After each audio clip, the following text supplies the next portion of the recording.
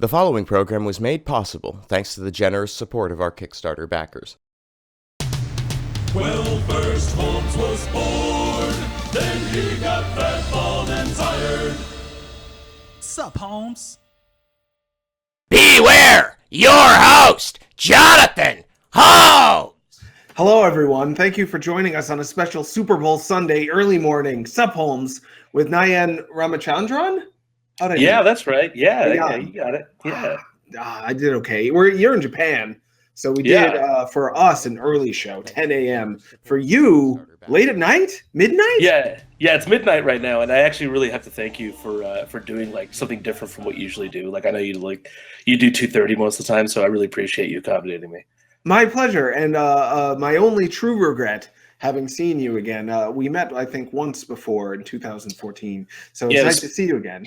Yeah, it was PAX East, right? Like 2014? That's right. And the creator of La Mulana was there. The creator of Cave Story was there. You were there. It was such a great event. But seeing you again now, I'm immediately filled with regret that my son isn't here. So I couldn't hold him up and be like Bulbasaur and then point at myself and be like, what? Then point at you and be like Blastoise. You're like the evolved version of me. Like even stronger in beard and shinier in head. You look freaking fantastic. So no problem. You live in Japan. How long have you lived there for? So collectively, I've lived in Japan for about I would say like I'm on my 7th year now. So. Wow. It wasn't 7 years consecutive. For 3 years I was a teacher straight out of college. I decided to move to Japan. Let me start at the beginning. I'll give you the whole spiel. So basically, like when I was in college, I was like really, really into the idea of going to Japan. I knew no Japanese, but I was like always interested in the culture, grew up with Japanese games, grew up with manga and anime and all that stuff. So I decided I want to go to Japan. So as a graduation gift, after I graduated college, my parents gave me a 1-week vacation to Japan.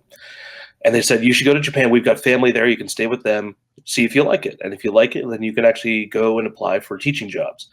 So I went for a week and, fell in love, absolutely adored it. And I was like, yeah, teaching jobs, I'm in. So I took a teaching job working at what's called an eikaiwa, which is like a private school. It's like a cram school of sorts that you go after work or after school to learn English. So I did that for 3 years, and then the company unfortunately shrank and eventually folded. But before it folded, they asked me, at the time I was living in Osaka, like a big city, and they said, we could transfer you. Your school's closing, but we could transfer you to another school. But we don't know. We can't guarantee where it is. So there's a total possibility that I could have ended up on some island somewhere, and I had no idea where it was going to be. So I said, no thanks. I think I'm going to move back to the States and kind of work in my career and see what my options are. And at that time, I was really interested in getting into gaming, but I think now a lot of young people have a lot of avenues to get into gaming. There's a lot more transparency in how you can get into gaming. But for me, at that time, there really wasn't a lot of information about how to do that. So I started working in copywriting, started doing marketing, worked in like ebooks, and I did ebook marketing for a while. I did banner ads for a couple companies, did copywriting for online sales pages and stuff. And then a friend of mine who at the time was working for the company I work for now, who I had met living in Japan. He was a teacher. I was a teacher. He said like, hey, like I'm living in Japan. Like I work for this game company. We need somebody in marketing. We need somebody who understands, Japanese games and has interested in doing translation. And at the time, he and I had been talking for years about translating something together. And he said, this is the opportunity. This is the chance. Let's do it. So, moved back to Japan, started working with the company. He works over at Concept now, KG Inafune's new company. So he's working on Red Ash and Mighty Number 9.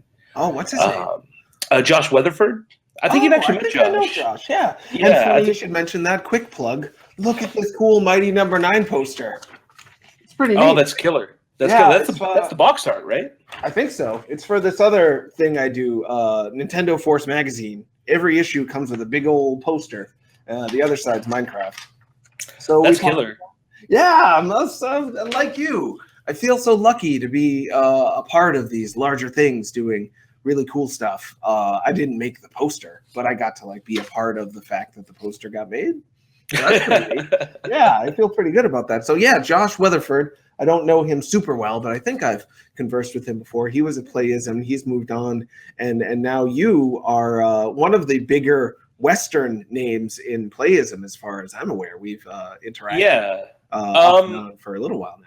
Yeah, so I guess when we first met, I was like marketing manager. I was doing a lot of like event planning as well as like our peer contacts and such. And I've moved on to senior marketing manager now. So I've got people under me. Our team is bigger now. When you and I talked, there were about 4 people on our team. Wow. And now we're 12 people. So it's ballooned quite a bit. Sure. Playism has the kind of veneer of being large and being a powerful force in game development, working with, to me, big names. I don't know if they're actually big names, because I have no idea what anyone actually thinks other than myself. But to me, Daisuke Amaya, huge name. And you got exclusive with Carol Blaster with him, and the La Mulana 2 Kickstarter did extremely well, and you were a part of that Kickstarter, if I remember correctly. $200,000 something made for a essentially 2D platformer, pixel platformer. Pretty rare that they make that much money these days. So you guys have done some pretty big stuff, but it doesn't sound like your team is super huge.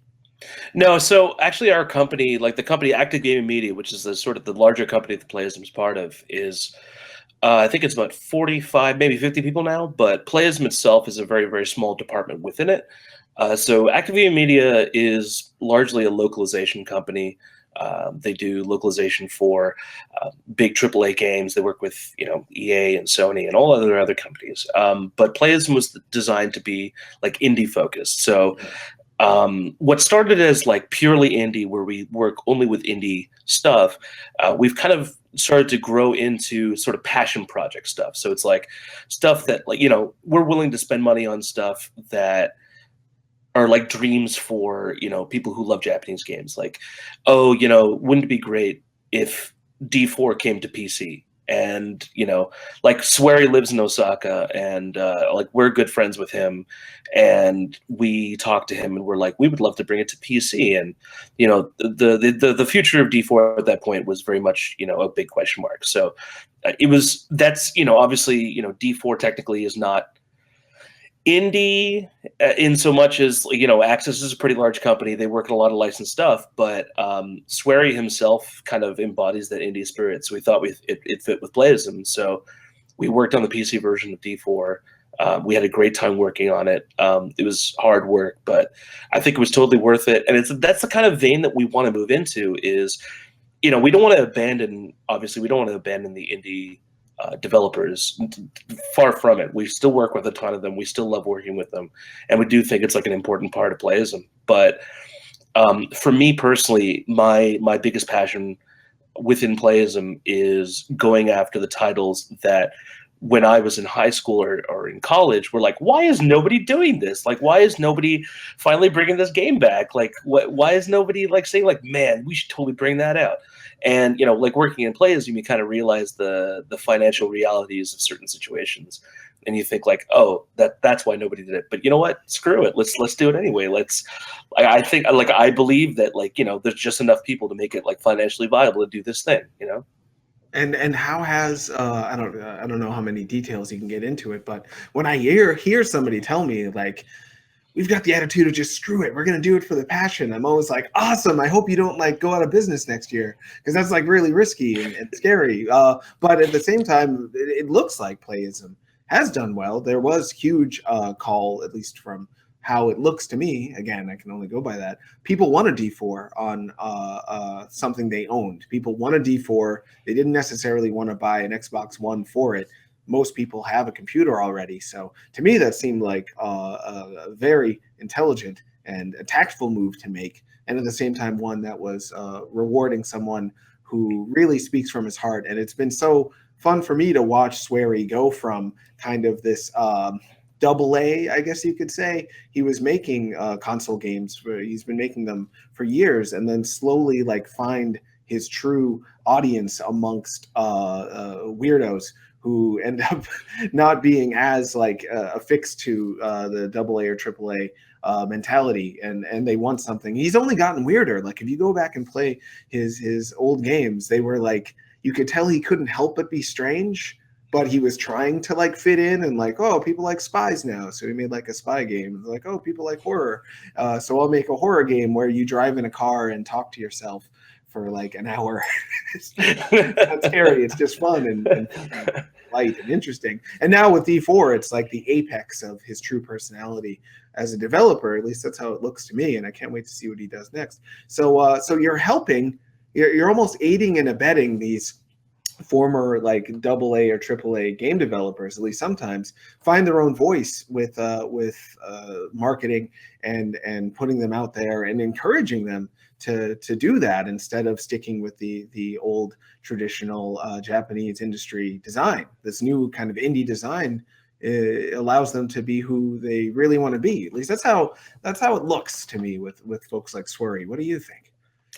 Yeah, I think one of the big things is, we have experience working with Steam, which is in Japan. Steam is becoming more of a thing. You see more of these AAA companies kind of moving into Steam releases. You had recently there was like Tales of Symphonia or something came out on Steam, I think. I think did it come out for free? No, that was something else. Yeah. There's been a bunch of Japanese titles been coming out on Steam, and you're seeing that more and more, and that's super cool.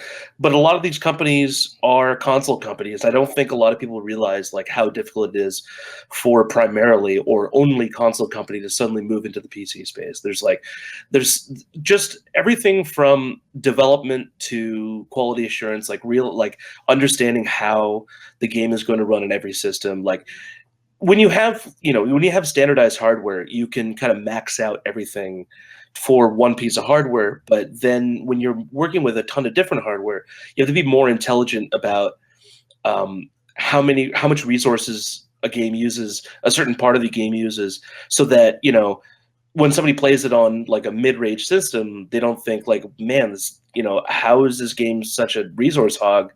They have to, like, the PC developers are very, very intelligent about how they use the resources to make sure the mid-range systems can still play it and still looks pretty good.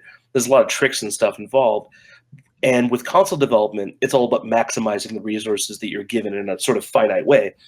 And I saw that being, that was a huge challenge for us with D4. And I think the D4 team did, a really good job. I'm sure some people had some issues with it, but we tried our best to sort of, I was trawling forums all the time. I was checking English forums all the time, and then coming into the weekly meetings with them and saying, like, okay, like this is what we need to fix. This is what we need to work on. And it was really interesting to see how they wanted to fit, the gamers the best, but they wanted to fit the majority of the gamers the best. So they didn't want to add a feature that was going to take, an inordinate amount of time and money if it was only going to, be, something that only 5 gamers would really want. But if it was something that the majority of gamers really wanted, then it was something that we absolutely had to work on. So I think that the maneuverability that a console developer has moving into the PC space, there's a lot of new things that they have to learn, a lot of standards that they have to learn. I mean, for instance, you look at any console game that comes to PC. If it's originally made for consoles, you'll usually find that, oh, it's really weird that you go to the graphic options or the control options, and there's like 2 sliders and that's it. And you're like, where are all these options I'm supposed to have on PC? And they're not malicious. It's not like they don't care or they don't love you. It's that they don't, like, sometimes they don't know. They themselves play games on consoles when they go home. So they may not know the standards that are sort of afforded to European and Western gamers, or European and North American gamers when they play PC games. So that's hard. Plus, just understanding how PC gamers think. It's a very different crowd. Plus, even past that, it's submitting the game. So the submission process is between console and PC is like totally different. So, you know, with consoles, you have your, Sony and Microsoft provide their quality assurance environments where you have your package, the thing that you're going to submit, you submit it, then you go through a QA process, blah, blah, blah, blah, blah. They tell you, here's the things you need to fix. Steam doesn't work like that. Steam's like, here's the entire thing, put it in, I hope it works, put in all the information, then press play. And they leave everything to the developers, and developers find that sometimes very liberating, sometimes pretty frightening. And so for us, one of the biggest things that we work with is that we help them guide them through the Steam process, the Steamworks process, and they appreciate that, especially for Japanese developers. They appreciate the fact that like not all the documentation on Steam is in English, or in Japanese rather. Like all of it's in English, but not all of it's in Japanese. So even if the most pertinent information is in Japanese, they may find like, oh, how do I do this one little small thing that maybe wasn't translated or whatever, and we help them through that process. And for them, by helping them, we're able to get them into a new environment, something that's a little more maneuverable for them, something that allows them to kind of connect with the audience directly, whether it's through the Steam discussion forums or it's through like any number of ways that Steam allows developers to directly interact with the users. And it gives them, I think, a sense of maneuverability and agility when it comes to responding to what users are thinking and saying far faster than any console game requires. Because especially when you think about the fact that when you're submitting to Xbox or PlayStation, I'm not really sure about Xbox these days, but with PlayStation, it still requires money to submit a patch. Like it costs money. But with Steam, you just upload a new build and that's it. You're like, oh, we updated that thing, we just put it up, and it's seamless and it downloads to everybody's computer and it's good to go. And that definitely makes things easier for the developers. So when catastrophic things come up or even small things, they feel far more okay with saying like, yeah, we'll just fix this small thing and upload it, versus, well, why don't we save this small thing for the next big update? Because that way we can put a big update so it's cost the same amount, and then we can put out this big thing and put out a whole press release and stuff. Sure. So there's all this different stuff, and I hope I'm not getting too technical for no. watching. This but is the kind of thing people are curious about. They want to know how this really melding of two very separate game industries, game cultures, is slowly coming together as things become more global, thanks to the internet being so fast these days. I can't even believe how fast it is. You just I know, download a it's whole crazy. video game in like a minute. Can't believe it. Oh, it's nuts. I can't take it. So speaking of the melding of those cultures, how often do you find that what a game developer, a Japanese game developer, might need to know is that they are making a game that would be interesting to the PC audience, to the Western audience? Thinking of Pixel, the creator of Cave Story. Like I've only met him the one time, but interacting with him, and you helped do a interview with him over text. Yeah. So thank you for doing that time. I forgot to thank you. I always wonder with him in particular, Swery as well, who I've met, whether they know how much people are going to love their games outside of Japan. Like I feel like they kind of know, but until they go to the events and see the fans, like Swery said to me, I can't believe people like me. I'm just like this weird Japanese guy. But all these people who I can barely understand what they're saying are coming up to me and hugging me and like reciting lines back to me from my own game. And same with Pixel. He was like, wow, people actually like my stuff outside of Japan. They were shocked. So as a part of your job, helping them to understand that they have marketability outside of what they may know. Yeah, there's part of that. I think for us, it really is bridging the gap between the two regions, because for a lot of, especially like the sort of the really, really indie developers, this really small guys who are trying to make their game, it is, in the last few years, has become pretty much a known fact that if they want to really succeed, like really make it a full-time job, that they have to engage the West. I mean, Japan's a small island. There's only so many people that are going to be able to play their games. So you hit the worldwide market. That has a lot more potential. But at the same time, they still don't really know what Western gamers love. And I'll be honest, like sometimes I'm not really sure, because it's a constantly changing landscape. I consider myself the sort of the school of Japanese gamers, or sorry, Western gamers that love Japanese games. So, you know, like I grew up on Mega Man and Final Fantasy and Dragon Quest and Mario and all that stuff. So I still love the same things I loved as a kid. But there's also this sort of new class of gamers that grew up in a industry that was predominantly dominated by Western games. So, you know, you've got young gamers who have grown up with Minecraft or Call of Duty or any number of games that are sort of Western dominated. And so there's sort of these two layers of Western gamers, I think, that are kind of sort of mixing together, but at the same time, like some just don't care about Japanese games, some only play Japanese games, and some just want to play good games. And so for a lot of these developers, like one of the big things is why we wanted to bring the developers for PAX East when you and I met originally, was that I wanted to prove to them that Western gamers actually do give a shit about their games, because they said, like, okay, well, you know, there was believe that year it was Astabreed, La Milana 2, and Karablaster. So Amaya-san, obviously, like, you know, he knew that people played Cave Story, but he didn't really know how many people played it and how many people loved it and how much people loved it. The La Milana guys are tenacious on social media. They're tenacious on the internet. So they know. They interact themselves with their Western fans. So they're very, very aware of it. They're cool about it, and they're just ecstatic about it. Naol-san and Edelweiss. So Naol-san is the director and sort of head programmer of Edelweiss, the guys who made Astabreed, and he had no clue. He made a game called Ether Vapor remaster some time ago, before Astabreed, and then he worked on a lot of other games, like AAA games, before that. And so he's never been on sort of the social media marketing side. He's never been directly connected with the people who play his game. So he had no clue if anybody was going to like the game. He was actually really worried that people were not going to like the game. And I thought that was bananas. Like the game to me is one of the best, like, Japanese indie games to come out in the last 5 years. It's incredible. So we brought those guys, and originally they were kind of hesitant. They were like, I don't know if I want to go all the way to the US, and like, I've never been, and I don't speak English. And I was like, guys, don't worry. You're staying at the same hotel with us. You'll be fine.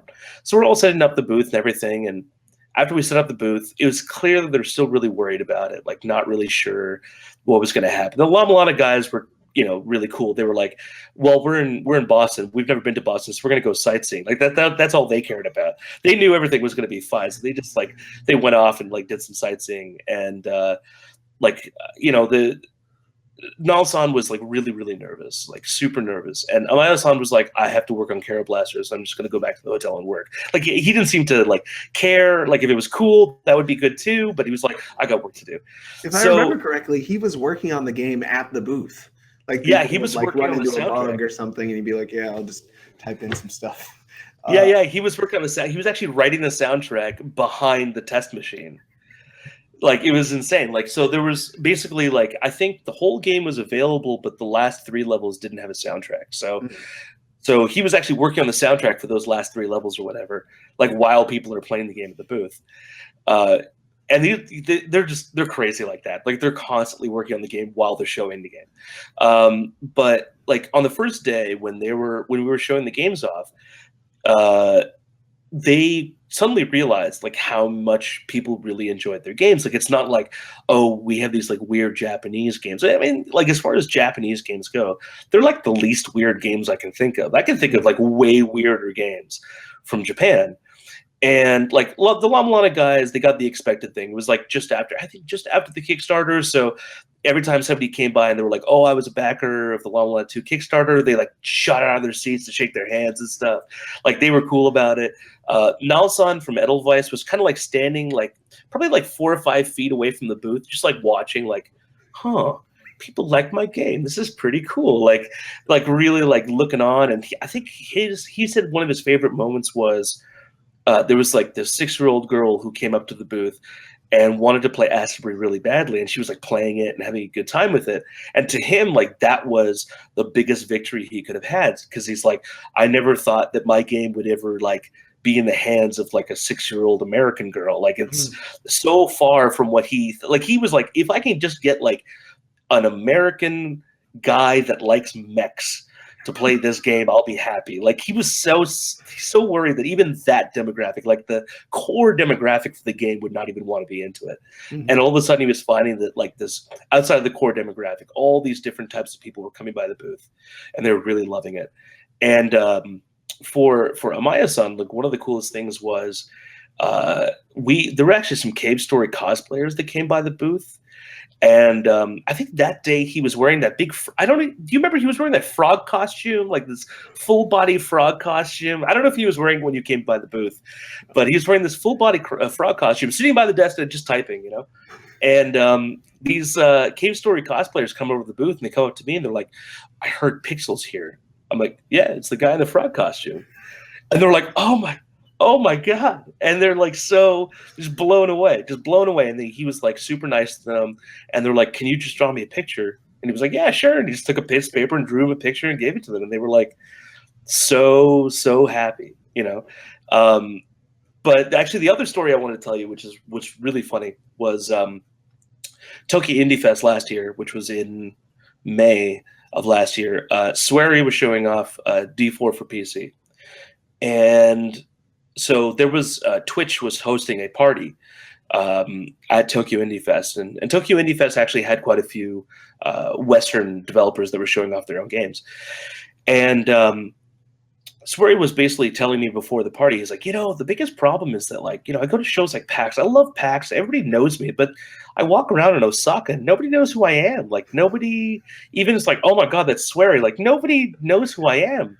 And I was like, maybe it's just because your games were more popular in the West. And so we go to this Twitch party, and it's just, you know, it's like a club. It's like a whole club party thing. And he's like, Nayan, I want you to introduce me to people. I was like, dude, you're Swery. What do you want me to? What do you mean introduce you to people? How do I possibly know more people than you do? He's like, no, you got to introduce me, man. And I was like, all right. So I like walked around, and basically all I did was like, hi, I'm Nayan. I was like, oh yeah, nice to meet you. I'm like, and this is Swery, and they're like, oh my God. And I was like, that's all I did. Like I wasn't introducing him. I was just like pointing out his existence, you know, like, yeah, this is Swery next to me. He's a baller, and he's walking around with me. If you want to hang with us for a little bit, and I was like living off that high for a little bit of like, oh, Swery's with me, and he wants me to introduce me to people. I thought that was too funny. Yeah, I have to guess that these guys never thought they would reach with any audience this kind of semi-celebrity, almost rock star status. With Swery in particular, his personality it meshes so well with his games that it's very easy for people to love his games and then find out what he's like and love him just as much. And with Pixel, people are so attached to his characters, and he has so much of his characters in there, and attached to the idea that he was someone who labored away at a game for so many years and then gave it away for free. That's such a sign that he loves his audience, loves making games, loves the craft of it, that people can't help but love him back, it seems like. But I have to guess that these guys didn't realize that. And this is what you've said to me, that it doesn't sound like they knew that love was being received and would be returned in the way that it was. Yeah, no, I don't think they had any idea. I mean, I think they're very, very happy that it's working out the way it is. But no, they had no idea. I mean, I was talking to Rami Ishmael at PAX one year, and he had dropped by the booth to say, it was actually the same year you and I met. He dropped by the booth to meet Amaya-san. He was like, I want to try Carol Blaster. And he was like, oh yeah, go ahead. And Rami was like, the game is great. Thank you so much. And he just left. And then I happened to see him at a party later that night. And I was like, Rami, it was really nice to like have you come by the booth and check out Carol Blaster.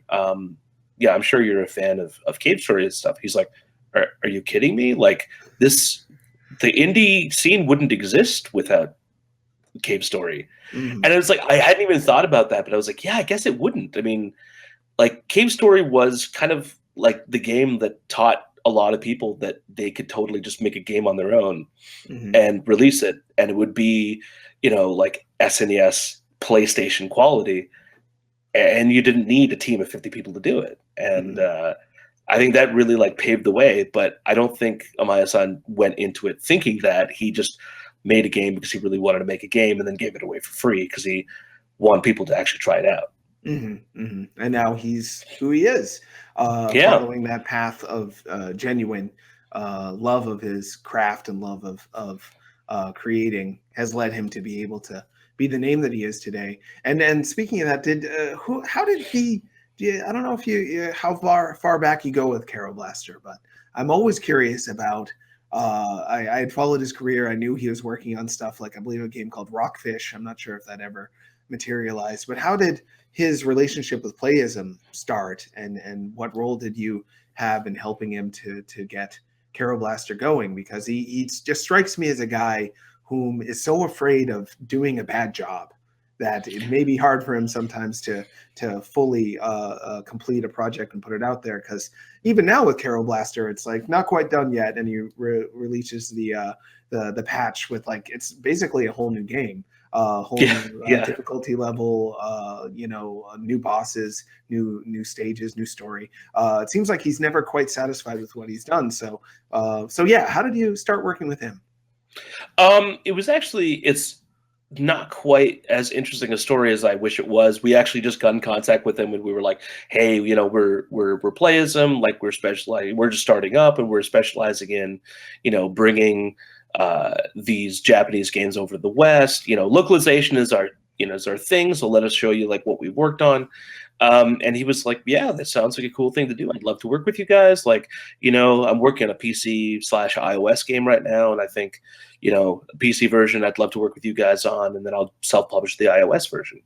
And then that's how it kind of came about. And I ended up meeting him in one of the meetings, and of course, I was starstruck. I was like, oh my God, we're working with Amaya-san. This is amazing. Like, and it's so funny now because I was starstruck when I first met him, but every time I see him, I'm like, oh, Maya-san, like, not long time no see. How you doing? He's like, oh, I'm not bad. How are you? I'm like, pretty good.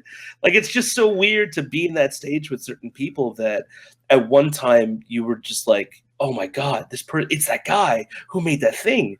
And now you're like, hey, what's up? It's that transition has been happening over and over again for me. And it's very weird.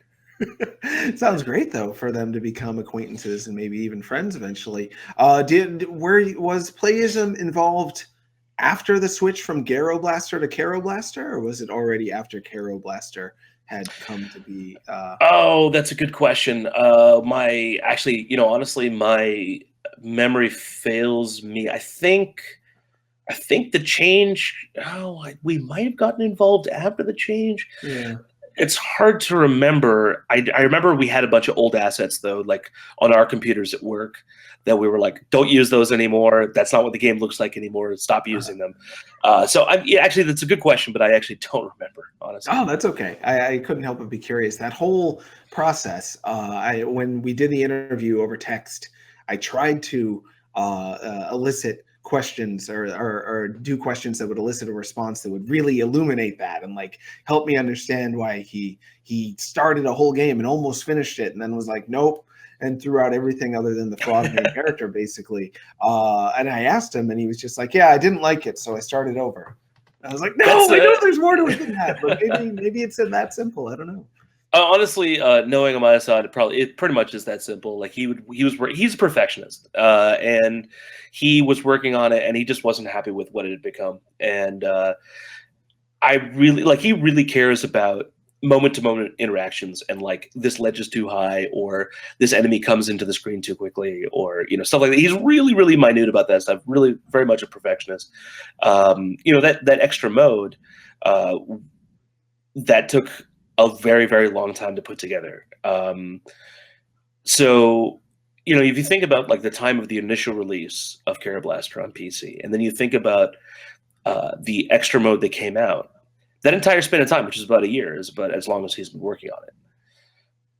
It wasn't just like and Pink Heaven. I almost forgot about right, those two. Right. Yeah. So he was working on those, and I mean, Pink Hour came out around the time as the original release, and then Pink Heaven came out around the same time as the update. So he's working on all that stuff, of course he's not he's not working on it alone. He's got a partner in crime now, who's working on that stuff with him, and she is an incredibly talented person, but she especially is the organizational side. He's super creative, but I think what made Carol Blaster finally like exist and release is the fact that she's very much on top of like organization and being like milestones and all that stuff. Like he's talked about many times, like, you know, if she had not come on board, the game might have never come out. Mm-hmm. So she's really awesome in that way. But yeah, like he's very much a perfectionist. I think it just takes him a really, really long time to come up with that stuff.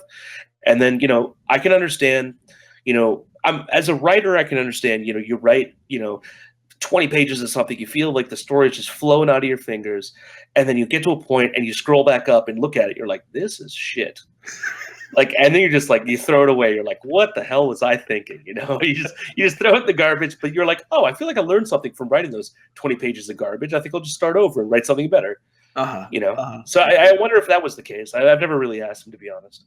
Have you ever gotten to play the original Garo Blaster? Or like I've never touched it. No, I've never touched it. It's like one of my holy grails of gaming. It's like the original Resident Evil 2, which eventually came out, but for years I was like so badly wanting to play the Eliza Walker version. I don't know if you knew that Resident Evil 2. Yeah, it was a person like in a full biker suit, right? Like I've been woman. Claire Redfield wasn't in it. She was just like a random biker hanging out with Leon. Leon had short hair. There was like giant roaches and stuff. That was another game like 90% complete, and they were just like, nope, it's not fun, and started over from scratch.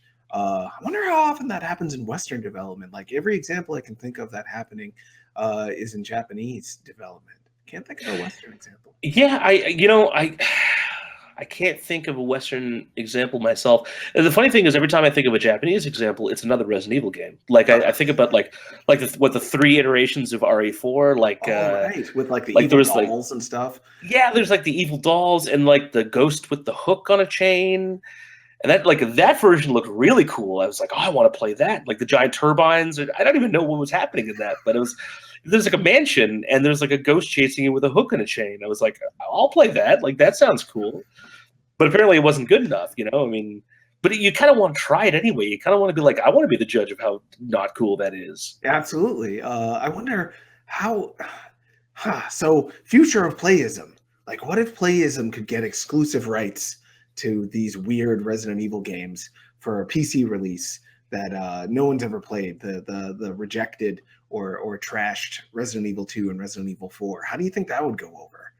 Can you imagine, like, oh my God, I honestly, like, we've been talking about for years, like, what if we could just like go back and basically be, you know, the archaeologists of gaming that just go out and release and work with companies to release unfinished or changed versions of a game that just never came out. Like, I think the gaming community would be all over it. But, you know, like, can you imagine, like, you can't possibly charge for that, right? I mean, you can't charge for it because the minute you charge for it, you're saying like, oh, well, you know, you may not. You have to put a disclaimer at the front, like this game sucks, so you know whatever. But you'll have the chance to play this now. But then you know, I wonder, like a subscription service, if people were like guaranteed 12 weird unreleased things a year, once a month, and you got like the original N64 version of Mother 3.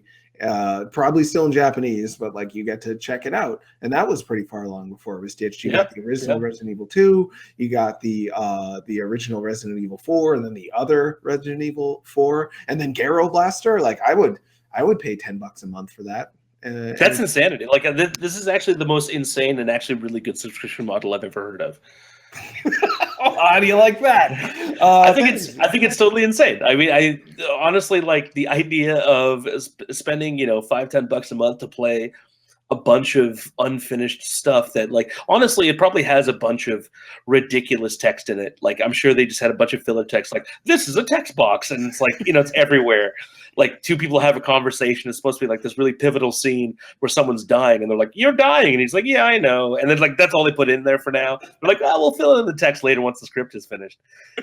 So many people are involved in game development now, or follow game development. Even people who don't do it themselves, they follow game developers, like how we used to follow gaming mascots. Like people pay attention to what Vlambeer and Devolver and Jonathan Blow were doing. Like we used to pay attention to Link and Mario or whatever. So I think it could work, but that's easy for me to say because it wouldn't cost me a cent to just suggest it to you and like make it happen later on. But it's fun for me to think that now you're thinking about it. You never know.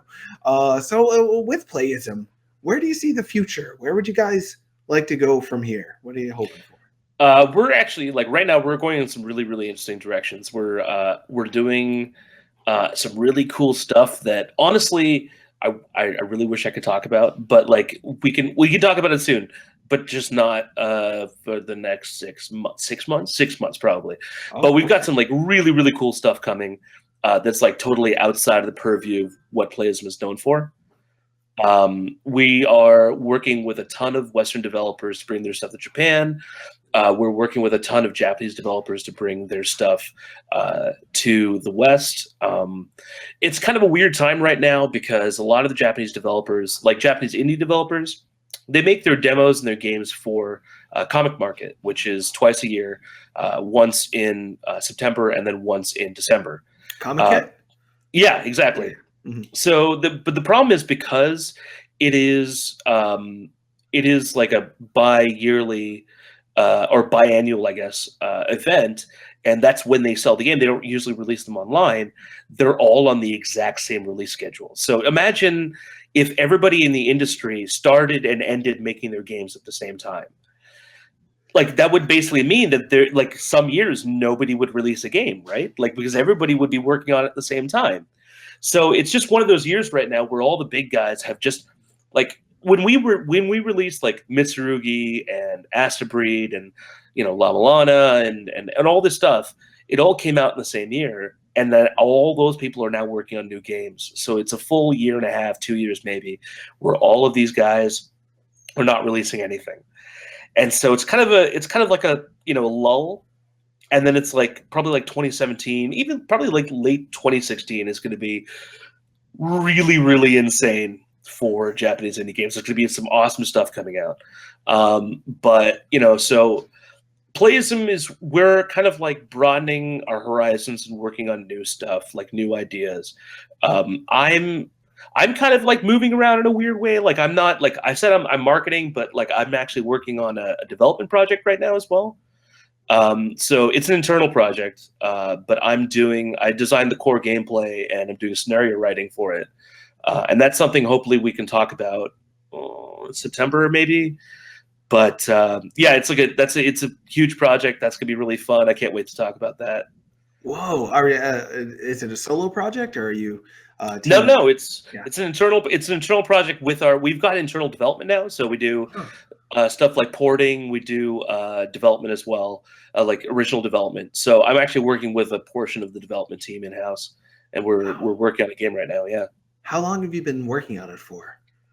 So I presented the idea to our CEO in October, and it got greenlit pretty much end of October, and I've been working on it since then.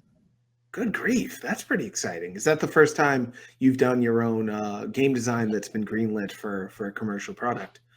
Oh yeah, no, it's totally the first time. I was like, this is a cool idea. I want everybody to know about it. And I was like, I expected some people would be like, that's cool. I hope you do well developing on your own. And then like our CEO was sitting in the room during it was one of our sort of we do these like monthly like think tank meetings where we would like give our crazy ideas and see what happened. And I expected a bunch of people to be like, this is great, but here's 100 ways to change it. But the CEO was watching and he was like, I love this idea. Let's do it. I'm like, okay. And then he was like, but what about these other things? And like he didn't ask to change it. He was like, but if you do this, how about we add this instead? Like you add this as well, and like this and this. I'm like, well, all right, yeah, all right. So it's like it's turned into like this huge project now, and it's like super exciting. But it's it's my first time like doing development, so it's like super terrifying as well. But I honestly like on my Twitter profile right now it says like senior marketing manager at Playism, currently working on a super secret game project. That's what that is. So yeah. And knowing that you are on a first name basis with Swery and Pixel and the guys at Nagoro, are you tempted to like, or maybe you already have shown it to them and asked them what they think? I haven't shown it to any of them yet. I was talking to Swery about it. I went drinking with him a couple weeks ago, and I told him about it. But I was like, if you want to come into the office and try it sometime soon, he's like, oh yeah, that'd be really cool. But it's right now. It's like, we're trying to cement the core gameplay, and at the same time, we're trying to get some collaboration together for some other stuff. And it's kind of going in a really cool but really like crazy like dream project direction right now. Whoa. So yeah, I'm like really really excited to talk about it soon.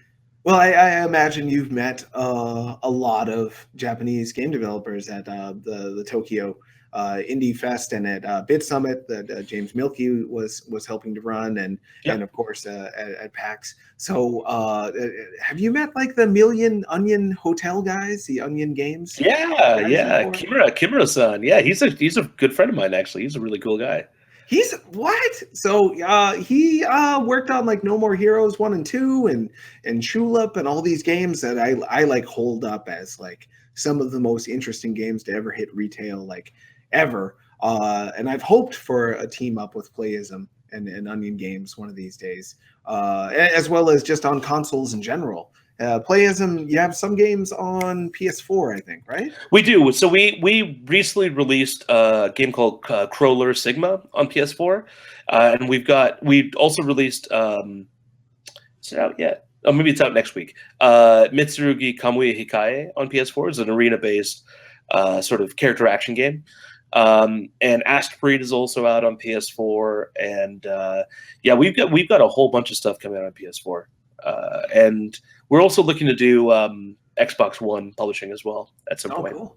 And with Nintendo with a new console on the horizon, I hope they've reached out to you to be like, here's a dev kit, put your things on our thing.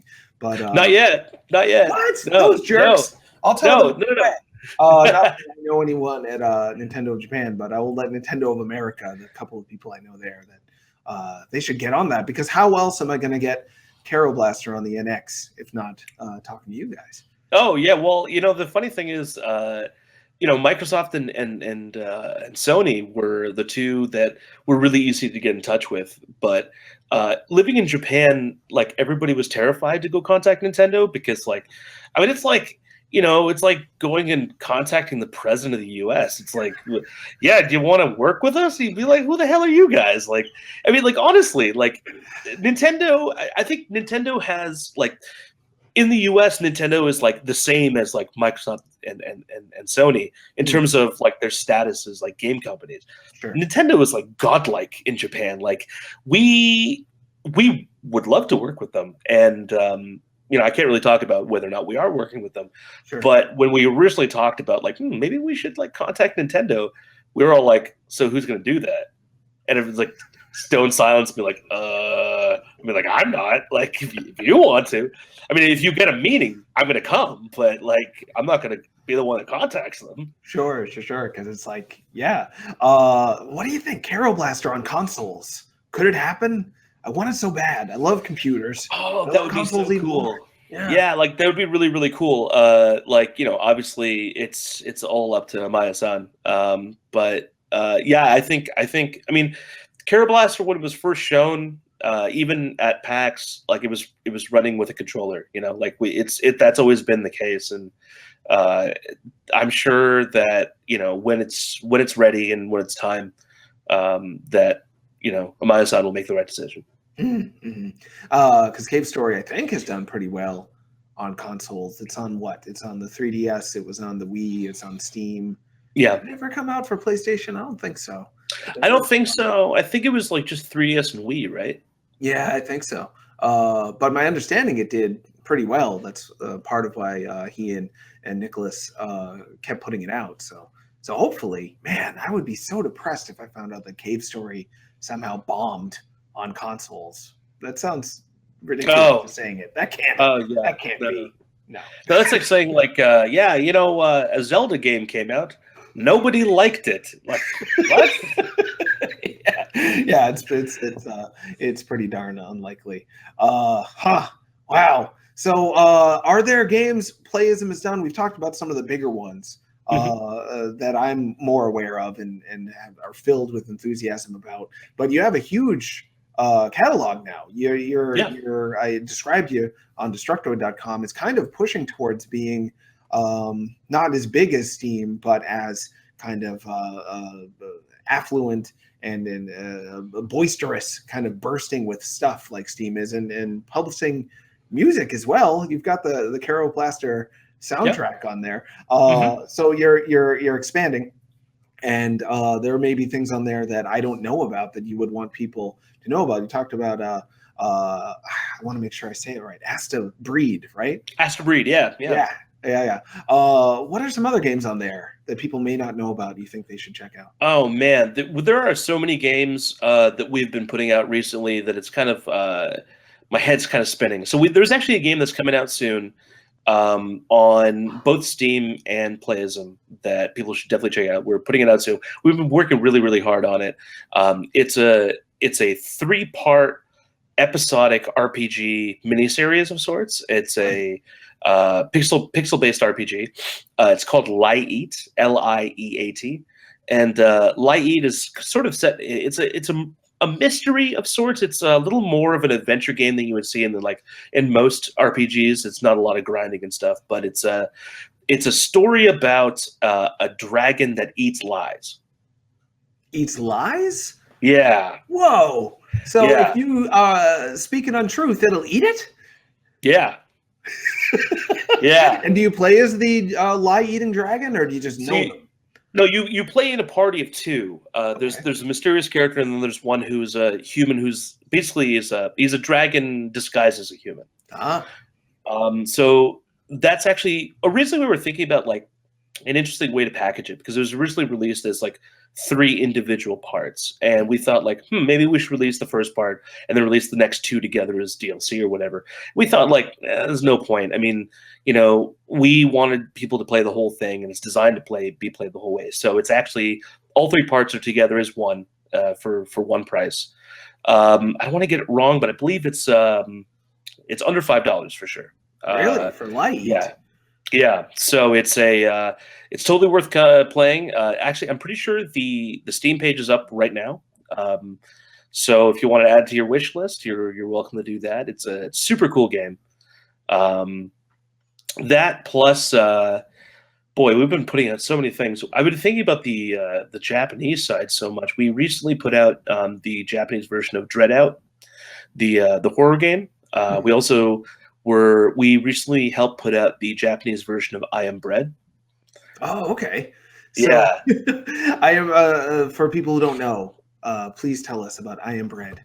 Yeah, so I Am Bread, man. It's like it's the quap of being bread. So it's like, you're trying to become toast, right? So it's literally a 3D world in which you are a slice of bread, and you control your ability to adhere to surfaces by controlling the 4 corners of your slice of bread. So you're kind of like turning end over end and then controlling, like, holding onto a piece and then turning up. It's ridiculous. It's very much like, I mean, if people love QWOP, like holding 6 buttons in order to do very simple actions, then or Octodad or something like that, then I Am Bread is totally worth checking out. And why did you choose I Am Bread out of? I'm sure there's a lot of folks coming to you saying, "Can you help us put your game in Japan?" Why did you have faith that I Am Bread would do well in the Japanese market? We just really love the humor in that. I think the Japanese audience, especially if you read like Japanese Twitter and stuff, they're just a silly bunch. They love silly jokes as much as Westerners love silly jokes, and there's nothing more universal than being a slice of bread trying to become toast. There's I'm trying to remember the name of them, but there was a little Japanese cartoon character that you could find on like keychains and notebook paper and stuff that was just a little piece of bread who was like worried he would get burnt out and like get burnt toast and be sad. And he knew little uncooked buns and stuff, and they hung out in soup. That sounds like Japan to me. Yeah. I've only been to Japan once, and I was taken aback by, I mean, I was in Tokyo, so I was in, the most developed part of Japan, I'm assuming. But all the same, it made major cities in the United States like New York and Boston feel like dirty, 10 years old I mean, 10 years out of the present. What I'm trying to say is I felt like I was living in a clean, happy future where people were Yeah. nice and the toilets like talked to you, and it was The toilets do talk to you. That's true. Yeah. everything was so much better. Just wanted to rant about Japan for a second. Have you found yourself a culture of other people from the Western world, from the English-speaking world, who have moved to Japan to work? Do you tend to stick together with other folks who have that same background as you do? I mean, like I tend to specifically in Osaka, the Osaka game development community is pretty small. There's not a lot of developers in Osaka, but there's some really big ones, like for instance, Capcom and SNK are both here. And specifically within that, there's quite a few foreigners that work in these companies, and we all know each other because we all work in the same companies, and we have like a monthly drink up in Osaka where we meet and just talk about work and relax and talk about video games and stuff. And through that, we've met also other Japanese developers and such, and we're a pretty close knit group. We don't. I wouldn't say that we are predominantly a Western group. Like we have some Japanese friends and stuff, but I hang out with a lot of guys that work at Concept, work at Capcom, work at Platinum. Like all those guys are really, really awesome. Hang out with them on a regular basis. We all play the same games, watch the same movies, eat the same food. So we do hang out a lot, but we're all very busy. So it's we kind of plan like 20 days ahead. So we're like, hey, on February 8th, do you want to go out for a drink? Like, it's so alien, right? Like in the US, everybody's like, Friday night, I don't know, I just got off work, let's see who's free. And for us, it's like, I'm like, hey man, on February 9th, are you free for dinner? Which sounds like it seems ridiculous, but we have to, because like we're just really busy people. And like if I can do that with my coworkers because I sit next to them, I can be like, hey dude, you want to go out for a drink tonight? But if I want to go hang out with any of the guys from Platinum, we kind of have to plan several weeks in advance, and it becomes kind of like a normal thing. Though when I was living in the States, it never was that kind of thing. So Sure. And then on top of that, at least my experience in the States, folks don't always make the effort to even try to see each other. If they become really busy, they will stick with just, you're my office mate, let's I need to unwind, so let's hang out after work. They won't like care enough to call up somebody at Platinum and be like, I want to hang out, but I can't do it for a month. Are you free in a month? And commit to these kind of monthly hangouts you do that sound pretty large. How many people end up getting together for these Osaka drink ups amongst game developers?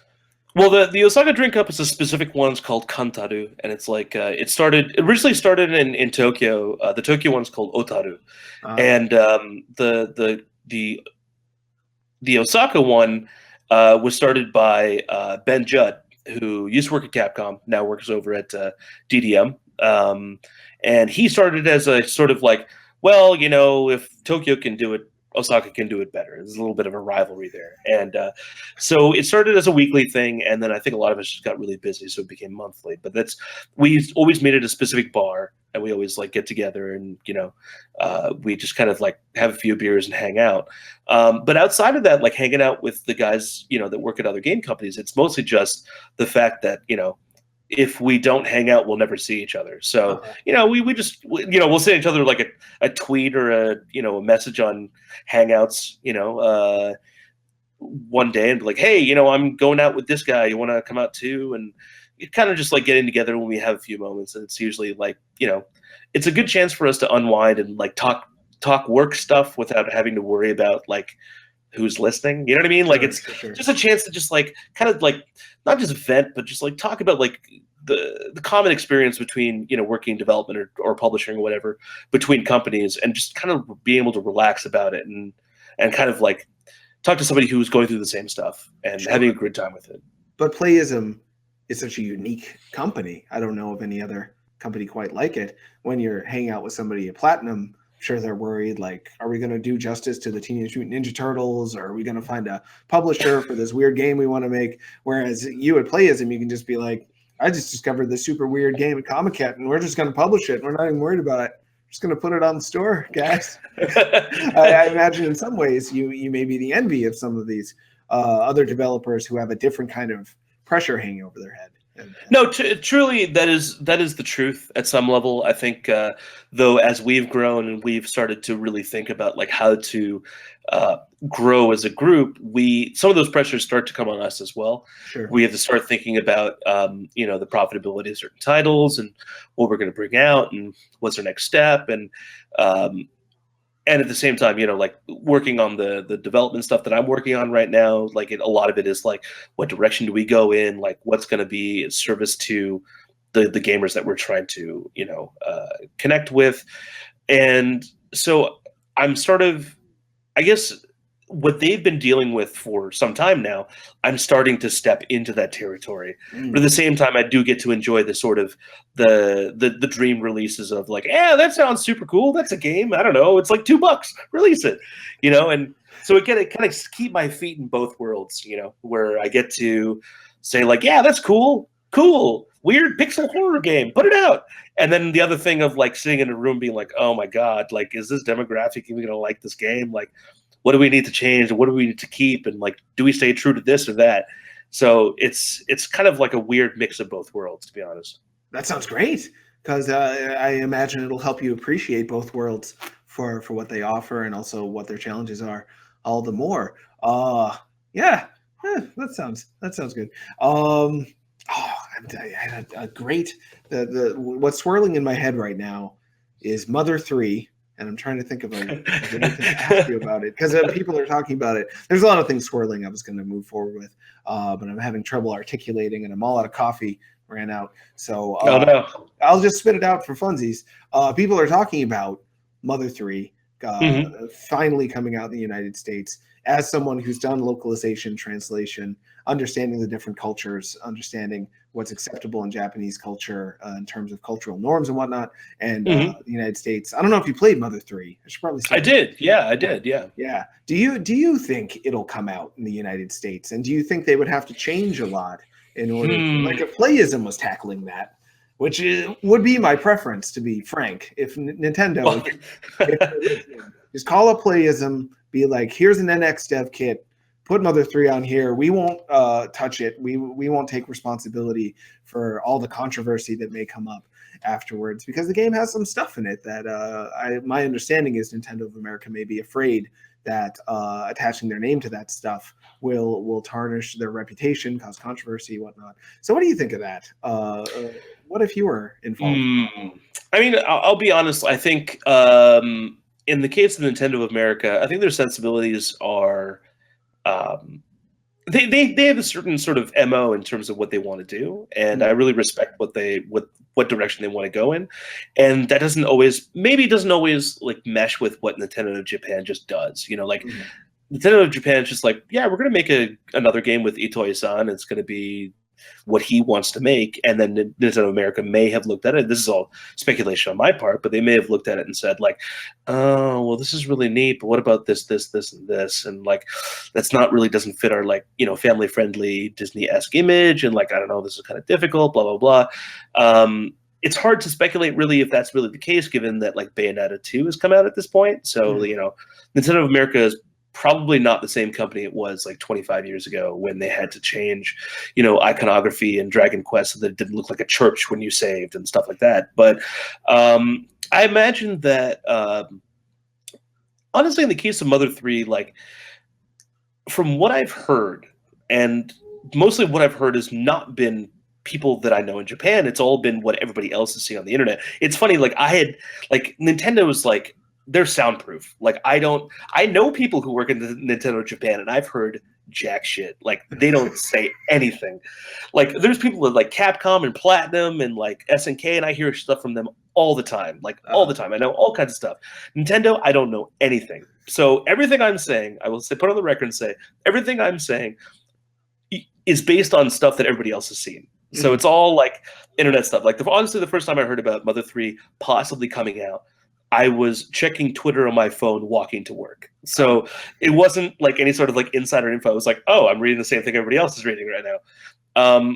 But I think part of the reason why the game originally didn't come out was because of the same reason that Earthbound Beginnings originally didn't come out, which was Earthbound came out and had a cult following, but Nintendo maybe didn't have analytics or statistics or something to determine whether or not another Earthbound game was worth putting out in the United States. Like there really aren't a lot of touchstones to work with in terms of like, well, it did well here, so it'll probably do well there.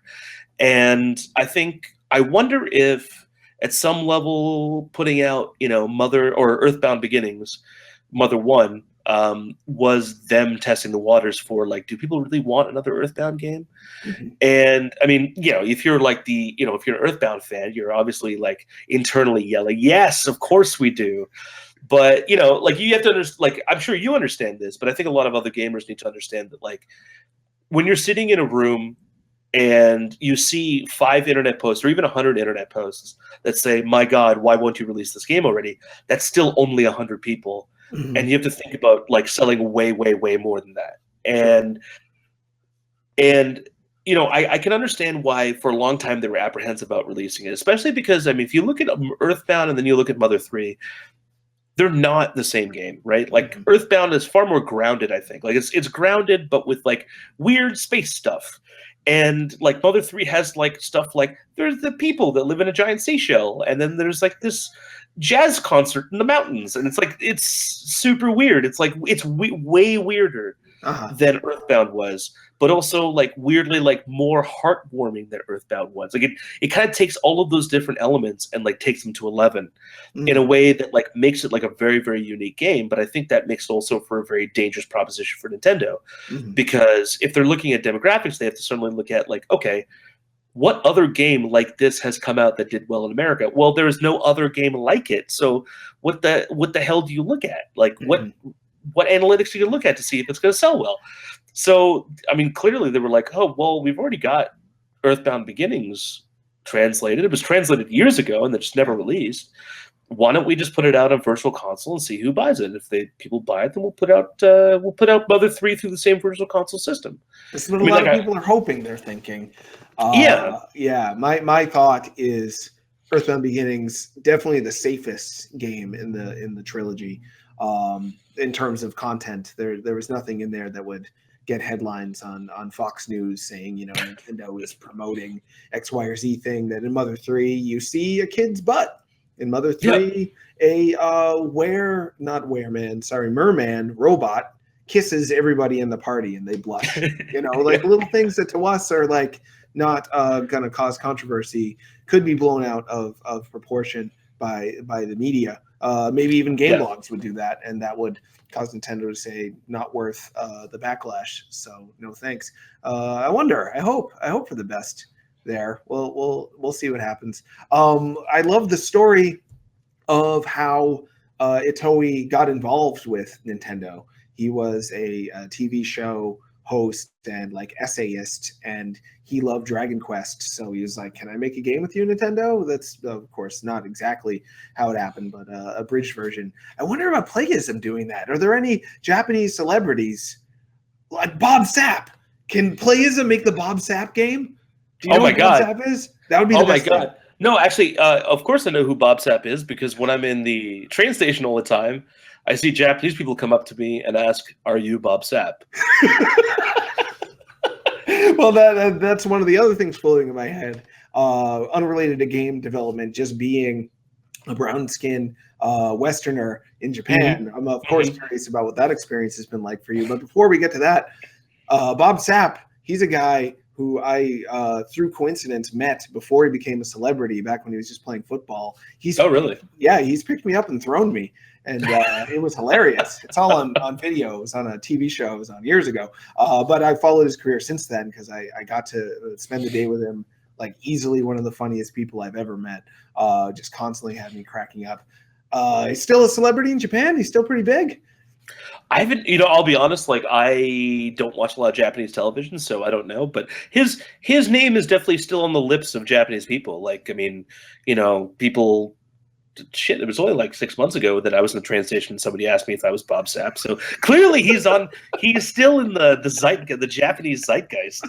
How do you think a Bob Sapp game would do on Playism in the Western or Eastern markets? What would Bob Sapp do in this game? What wouldn't he do? Like he could play football, he could beat people up, he could tell jokes, he could do all those things.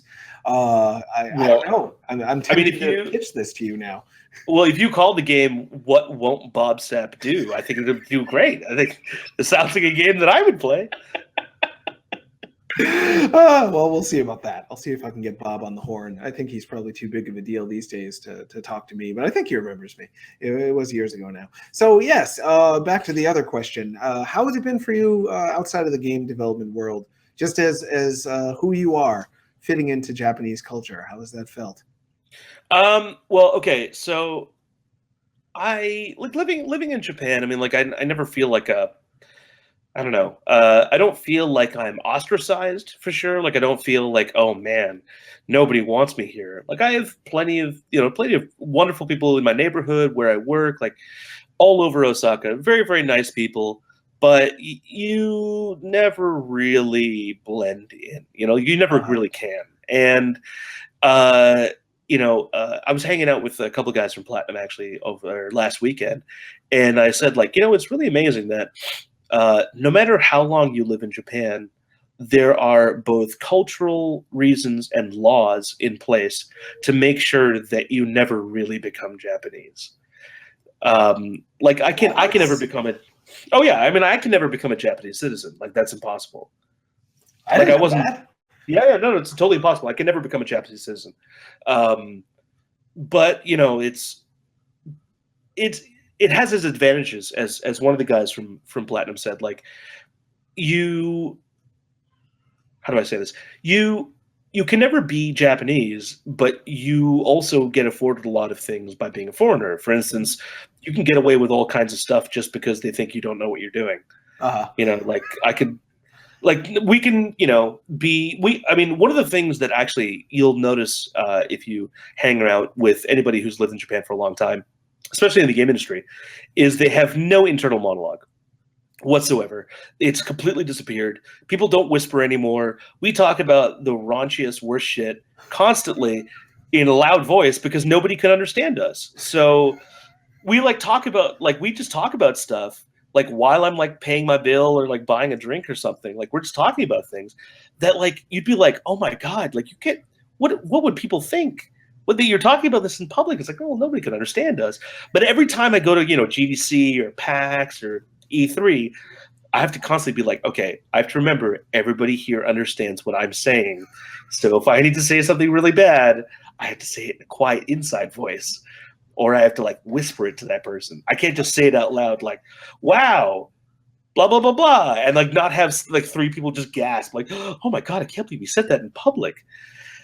That is the opposite of what I was only in Japan once, but I was with a couple of people from Destructoid at the time, Tim Shee and Dale North. I don't know if you know. I know Dale, yeah. Yeah, Dale. Great guy. Tim was really concerned about me accidentally annoying or offending people around us because I was not like making an effort to fit in culturally. We were actually on the subway, and I think Seth Killian was there. Some folks from PlayStation were there, and there was a moth that was like this big just on the subway. And I freaked out. And I was like, giant Japanese moth. This is a dream come true. I need to catch it. I'm like yelling, and I had a plastic bag, and I caught it in the bag and stuff. And I heard natives of Tokyo or natives of Japan anyway, muttering stuff. And Tim was like, you need to stop it.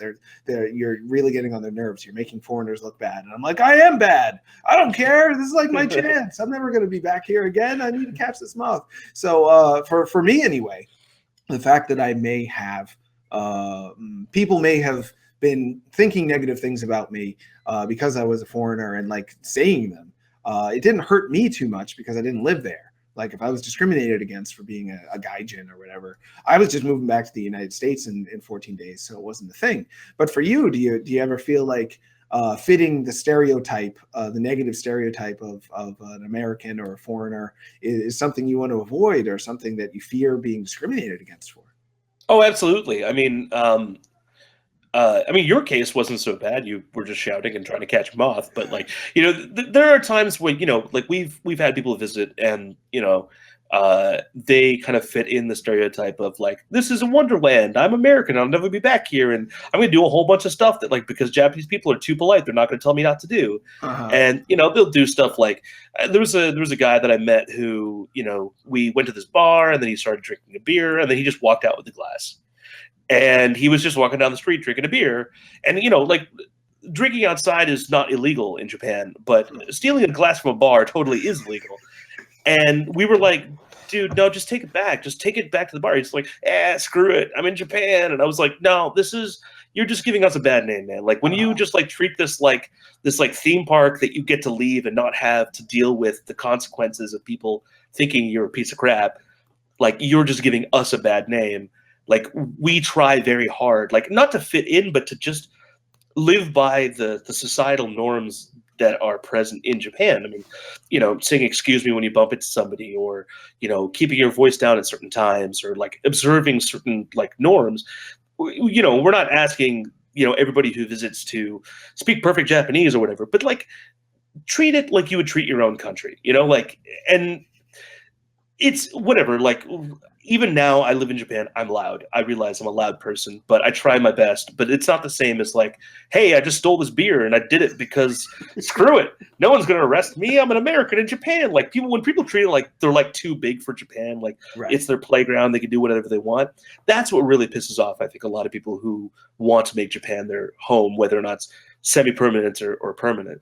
Sure. And would you say that's the major stereotype about Westerners in Japan? Like, they imagine that we're just going to come there and yell and scream and do whatever we want, and then leave. Is that yeah?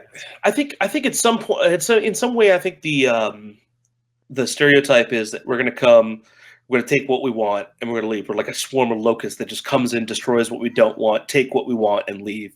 And I think when Japanese people meet foreigners, and they realize we're not all like that, and we just kind of just want to hang out and learn something new and be in a cool place that's not normal for us, like, they really, really respect that. And it's not that hard to be that way. It's not hard to just respect your surroundings and not just want to destroy things around you. I mean, I feel like those same people who behave badly in Japan only behave well in America because of repercussions. Like, if they didn't have to be, if there weren't, like, if you're in a bar and you're going to take a glass and just walk out with it, the only reason people in America wouldn't do that is because some guy is going to punch you in the face for doing it. And the lack of repercussions, like that to me, I think, is the moral issue that I have, is that when people are moralistic only because of repercussions, rather than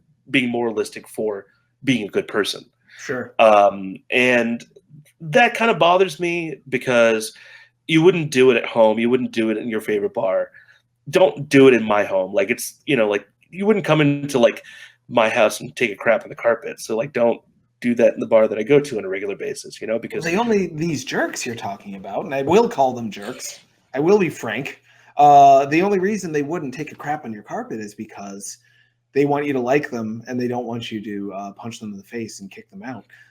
So they just may not be developed in a moral way where they actually care about other human beings, which is a gosh darn shame. And sad for me to hear that this may be the expectation, this negative stereotype of Americans in Japan may be that. It's the exact opposite. When Japanese folks come to the United States, the stereotype is that they're going to be like super polite and like really excited, but in a way that's like contained and trying to be like nice and respectful and just take pictures of everything because they're so excited to be here. Nobody thinks they're going to come here and take craps on our carpets. So, so Americans, please try to give America a good name if you at least care about whether you're respected and liked, and don't steal people's glasses when you go to Japan. Don't steal the beer mug, you jerk. One thing I wanted to make sure I asked. Yes. You are living the dream. so many of us played NES and SNES games and saw these Japanese names or Japanese nicknames in the case of the NES. That was before they usually put full names in the credits, and thought, I wonder if I could be that person someday. I wonder if I could be in the credits of the next Castlevania someday. Now you're doing it. How has the living the dream compared to the actual dream you had when you were younger, hoping to do that someday? You know, I don't think I really knew what to expect when I was a kid. I was like, I mean, you know, obviously, yeah, the dream was work in Japanese games, and then like, you know, when I was in high school and college, it was like work in games. Japanese games seems so far away, but games. And then, you know, out of college, I was like, okay, games is not going to happen. I'm just going to keep working writing something I love, and then it just went right back to dream. I was like, oh, Japanese games, let's do that now. And it's incredible. I absolutely love it. But it's the thing that I would tell anybody who is interested in any way in working in Japan specifically, but games in general, is it's long hours, it's incredibly hard work, and it's I don't want to say it's soul crushing because it's not. It's really, really amazing. It's very, very fulfilling, but it's hard. It's very, very hard, and there will be months on end when you absolutely hate your job, but there will also be months on end when you cannot believe that you've been given an opportunity to do what you're doing. So I would say that if someone is specifically interested in getting into the Japanese gaming industry, to do some research on Japanese work conditions, because it's nothing, you know, it's not like oh, they're, you know, breaking horrible laws and you're, putting a pickaxe to salt or something, like, you know, you're not mining, you know, your hours away, but it is hard work. They expect long hours out of you, and it does cost. It does cost, but it's an incredible opportunity. It's the opportunity to work with people and work on things that, you know, were so almost unattainable for Westerners. You know, it's like, oh my God, Castlevania! Like, how would I ever? What do I even do to get to the point where I get to work on Castlevania in any way? Like, you know, it's just seems so unattainable. But the funny thing about it is that because Japan is such a small country, if you're in Japan, you actually have a better chance of getting into a game company than you do in America. Because America is such a huge country with such a large population, and you're competing with literally everybody who gives a crap about video games. And in Japan, you're still competing with a lot of people, but as a Westerner moving into Japan, you have a critical skill. Assuming that you speak Japanese, you have a critical skill. You speak English. And wherever that gets you, I mean, like a lot of people in Japan, they start in translation. So they start doing translation for games both they love and they hate, or they start in manga or whatever. And then they'll move on to maybe doing production or doing international affairs, you know, like international communications and such. Like all the guys that I know that work at Platinum and Concept and Capcom, all these guys started in translation. I'm actually like, I will straight up say that like my path has been totally unconventional. I didn't start in translation. I actually moved to Japan originally with absolutely like having forgotten all of my Japanese. So I went a very, very unconventional path. I was super, super lucky. I would say that if anybody wants to do something similar to that, don't follow my path, because there's a lot of failure to be found in that path, because there's a very, very, very few number of people that have the luck to be in the situation that I'm in. And, you know, in the same way that a father tells their son or daughter, like, hey, if you want to do what I do all the things I didn't do before that'll make you a more manageable candidate, you know, like a more versatile candidate. Study Japanese. It's a very, very good idea. It only becomes harder when you start working to learn Japanese. You know, like for me, I learn on the job. I'm hitting the dictionary constantly when I'm working. My Japanese has improved by leaps and bounds, but it's nowhere near the level of the people that I work with. Learn Japanese, move to Japan, do some work living in Japan so that you can actually get used to like speaking to people in Japanese, because learning Japanese in America and then speaking to Japanese people in Japan is completely different. I'd imagine. Yeah, pronunciation, grammar, you know, colloquialism, slang, all that stuff is different. But when you get to Japan, just start applying to companies and say, like, you know, I want to work in translation. I want to do this and that. And it's you may not always end up at that company that you've always wanted to work at, but it's an amazing first step. And it's also a great opportunity to like build that resume and then eventually move on to do like the stuff that you really want to do. Awesome. Yeah, I hope people take your advice. It is not impossible. It's just very, very hard, it sounds like. And if you love it and you're willing to believe in yourself and to put the work in and hope that you can do it, then you may be able to do it. Hope so. Absolutely. That would have been such a good thing to end on. But there were other questions I wanted to ask that have finally percolated back to my head. You said something as a given earlier in the show that is a very, very strange thing by American game development and publishing standards, that there are developers who just work all year, indie developers, it sounds like, who then only put their games out for a physical release at a big, basically comic book convention, like fan-made convention. Why do you think that's still the way that it's done? Why haven't they embraced the internet in that way yet? I think they're starting to. I mean, we are trying to work with them to do exactly that. Release the games on Steam and such. There's a few reasons for this. I think one is that Steam just wasn't a thing for Japan. Like in general, Japan, even now, even when it comes to AAA games, doujin games, indie stuff, whatever. It's a physical culture. They like manuals, they like boxes, they like cover art, they like picking up a thing and walking home with it. It feels like a thing that they actually purchased. So that's still big. Two, digital, like in general, internet purchases for digital goods are not. People just kind of don't feel like they actually bought something. So it's kind of hard to get people over that hump. Sure. I mean, you'll probably see, like, I don't have the numbers myself, but I'm pretty sure that if you were to look at the numbers for PSN Japan digital purchases versus Western, like North American PSN, like preloads and downloads and stuff, I can guarantee you that the preloads and downloads on the American side are vastly higher, and not just in number, but in percentage. Right. I'm sure there's people who I'm one of those people who downloads the demo from PSN, then goes out to the store to buy the physical copy. Sure. Part of that actually has to do with the fact that aside from stuff like comic market, going to a game store is not that hard in Japan. In America, because everything's kind of spread out, we have cars, you have to drive somewhere. It's kind of a pain in the butt to go buy a thing. For me, for instance, I have 2 game stores within 2 blocks. So I just walk to the game store and I just go buy a thing and I come home, and it's like that. It's that easy. I don't have a car. Like I just walk across the street and go buy a video game.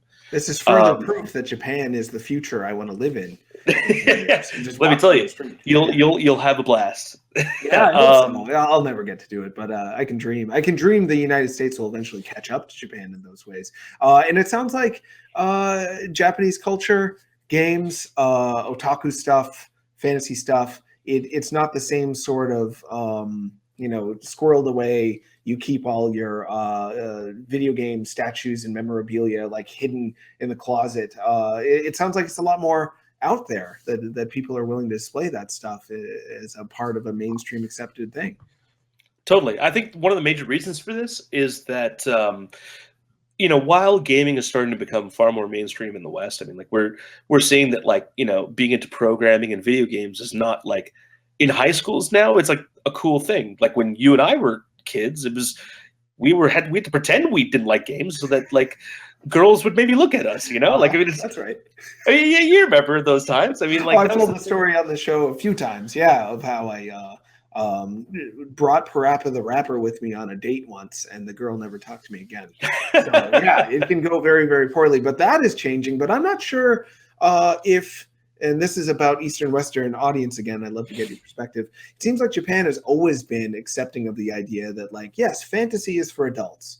You don't need realism in the way the characters' faces are drawn. You don't need like to have this be a movie. You can read a comic book about a basketball player, and we all know that the basketball player isn't real because it's a comic, but that's okay. Fantasy is like fully accepted. In the United States, the only fantasy that's still that's really big is like Game of Thrones, which is like gritty and very like adult and like sex and violence and everyone's sad. And The Walking Dead, which is like less sex but tons of violence and still everybody's sad. Like a fanciful purple-haired happy cartoon is not mainstream friendly at the United States, but in Japan it seems like mean, if I remember correctly, I'd just see billboards everywhere with like a pink-haired person smiling, holding like a shoe, and I'd be like, I want to buy that shoe now. But that would happen. That would not happen here. So do you think that's part of it too?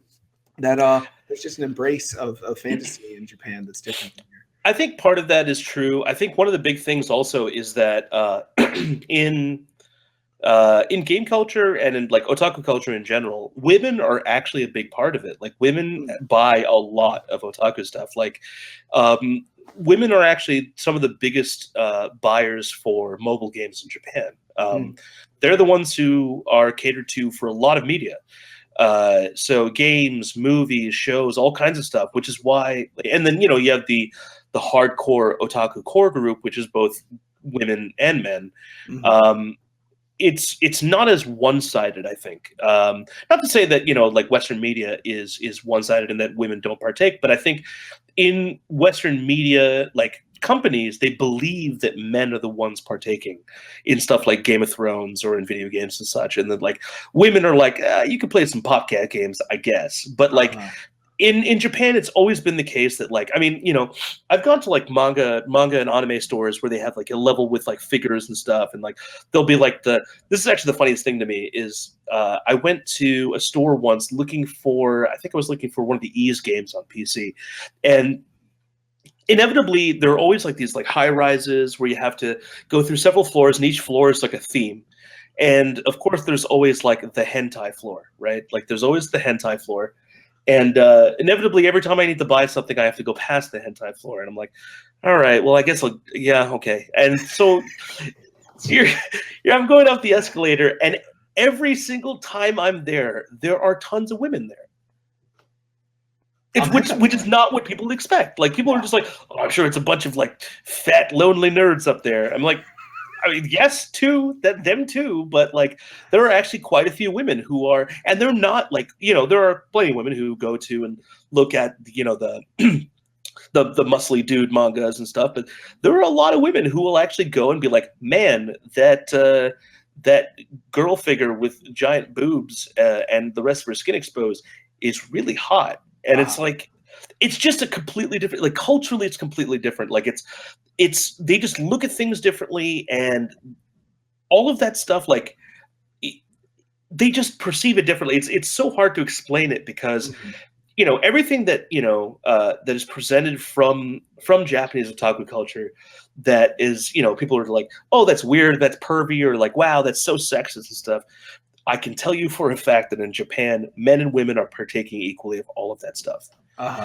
It's not just men and women are excluded. Women are a huge part of it. You go to like Comic Cat Friends example, it's half of it's women, and they're going to the same like stalls and stuff to buy like, you know, doujin comics and stuff. It is honestly, I think if I told anybody else, you know, anybody else in the US, they'd be like, you're lying to me. But I'm like, no, I'm sorry, I'm not. Like I'm telling you the truth. This is what happens. I mean, like those women are really into it. And so, you know, it takes all kinds, right? And all different guys and women are different into different stuff. And that I think has really, really changed what people put out, because it's like, okay, we gotta put out this mobile game. Well, it's not cute enough, and maybe you should have like a female protagonist because a lot of women are going to be playing this game. Like those are real talks that the developers have, which is like this mobile game needs like a cute female protagonist so that women will buy into it. Women will pay money. They're the ones that can be downloading it, and I think it's so funny that like in Western games, like so many like companies are like resistant to the idea that like women might play this game. Like, no, get the woman off the front of that box. Put the muscly man on the front. Only men want to play this game. And meanwhile, and there'll also be like, we're putting a woman in this game, but we're deathly afraid that we're going to cause controversy or be offensive. So, you know, let's downplay how involved she is at all, because if we depict a woman in the wrong way, we're going to get a bunch of bad press. Whereas it sounds like in Japan, they know that I don't know what causes. I mean, I could talk to you all day. Is there any sort of controversy in Japan where a game will come out and like social activists, or on the other side of things, social conservatives will be angry about it? Does that kind of thing even happen? I don't want to say it doesn't, because it probably does. You know, I think I'm sure it does. Like, I don't really have personal evidence of that, I'm but not even sure it does. I think people. I don't want to say just- it doesn't. I just don't want to say it doesn't because I don't want to be like it doesn't happen because And then everything's you find great, out that and it's then true. I find out like a week later, Nayan Ramachandran from Playism says dumb thing on the internet. Like, I don't want to Oh, I say. know that feeling. Trust me. Well, we are out of time. I'm going to be recording another podcast pretty soon, actually. So, Oh, okay. Star has to wrap up. Yeah, it's a separate thing I do with some other guys. But geez, I'd love to have you on the show again if we can Absolutely. do that. Hopefully, we can do that closer to. Do you think your game will be announced before? You don't know yet. We'll talk later. It'll be fine. Yeah, we'll see. Yeah. I'll tell you what. I'll give you a call. I'll give you a call. Yes, As I soon would as, love soon as that. you know about it, you can drop me a tweet. I can't wait. So people can follow you. They can follow Playism on Twitter. It's at Playism? At Playism EN. EN, the English version. Yeah. They can follow you on Twitter. You're at the Trin. Remember Yep, that? that Yes, is yes, it. yes. I got it. I remembered. I am Tron Knots on Twitter. You can follow me there to find out about things. You can watch the show later. YouTube.com/Subholmes Show. Whole bunch of reruns on there, like 176 or something like that. A whole lot.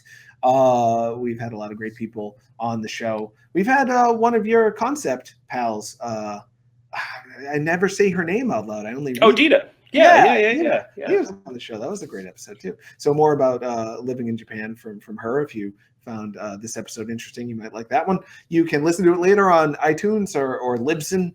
It's on there for download in podcast form while you're watching the Super Bowl. You can just plug those in and tune out and listen to video game developers talk instead. Just don't tell your football friends you're doing that because they'll think you're weird. Anyway, that's the end of the show. Thanks so much, everybody. Take care. Bye-bye. Bye bye.